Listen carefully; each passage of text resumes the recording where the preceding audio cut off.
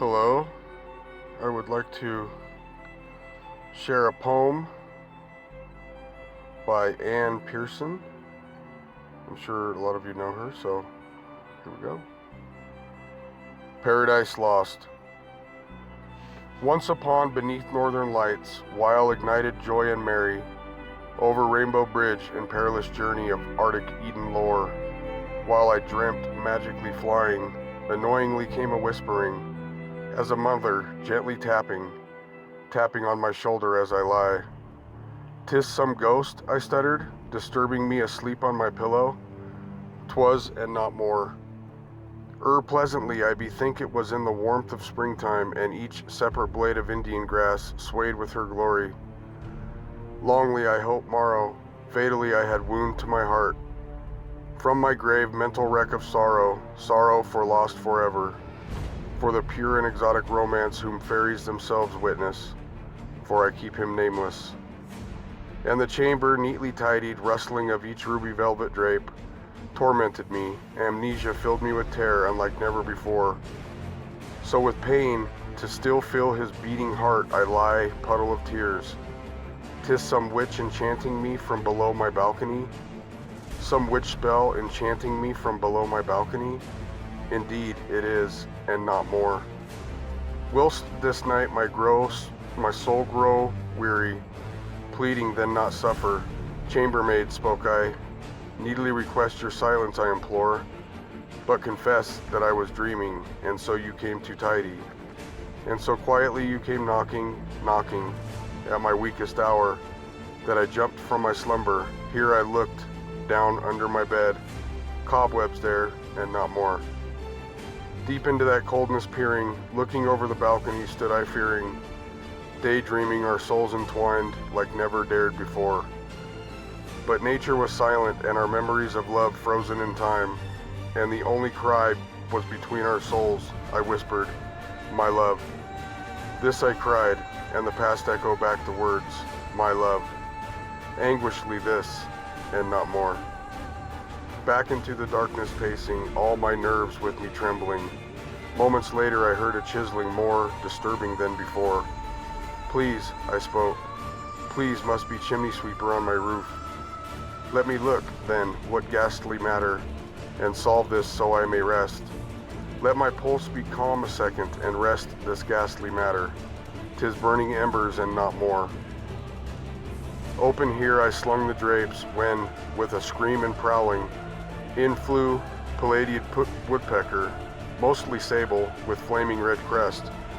Not the night or obscure whip she, not worry or care in beauty implore she, but with spirit of might and flight, spun around my head freely. Landed atop me with the peep dusty chandelier above my head, landed and proud and not more. Then this sable bird singing cheerfully took me back in time, by the stream and daisy field of endless Indian grass, beacon romance.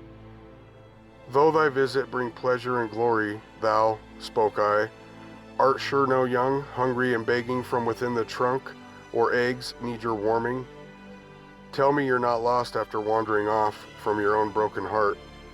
'Tis not burning embers, but you chiseling."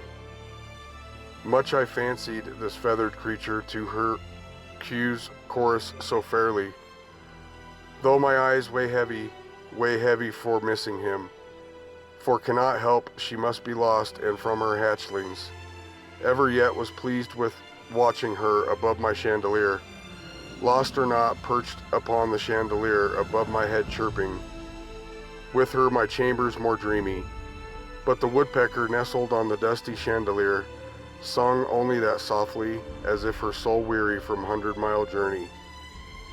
Nothing farther expressed, not a wing then she dear fluttered, till I lifted my head, then uttered, "Fury friend whom visit before, on this eve he may scurry about for crumbs as done nights before. Nevertheless, let him satisfy his belly." Startled from my slumber haunt sound of rumbling echoes, "Little friends," spoke I, "respect happily your place of refuge. Caught from bitter winter storm which brought angel of death, followed door to door and followed angrily until no flesh be safe. Till hopes of spring grant yourselves at home melancholy, of comfort mine own dwelling. But the plated woodpecker still nestling on my chandelier, down I kneeled on floor to look under my bed and room and hallway. Then once mystery still unsolved, I betook myself to tiptoeing, quietly step by step, thinking of thief lurking to steal anything pricey. What's this, spoke I? A clay tile fell from roof to balcony caused by storm. Moreover, solved mystery of rumbling to get some rest. Then I sat upon bed in cherishing, but no words clearly depicting, to him whose soft eyes now burn forever deep into my bosom. This and more I sat weeping, with my pillow clutched, remember, on the floor cushions, taffetia, embroidery, his head lie while running, but gently, kindly, my fingers through his hair, under only lighted candles. This shall pass, I cry myself to sleep. Then reawakened the wind more fiercer, scent of him unseen lingered, swung in the air, whose sound could be heard chimes from outside. Wretch, I weep, thy God had sent thee, angels to deliver me from despair. Broken, broken heart, from thine own tormented soul of memories of him. Sadly, oh sadly, this kind miracle and grace of Shambhala is forgotten lore. Foolishness, I thought as I covered my head in tears. Angel, cried I, angel of death, angel of life, if devil or saint.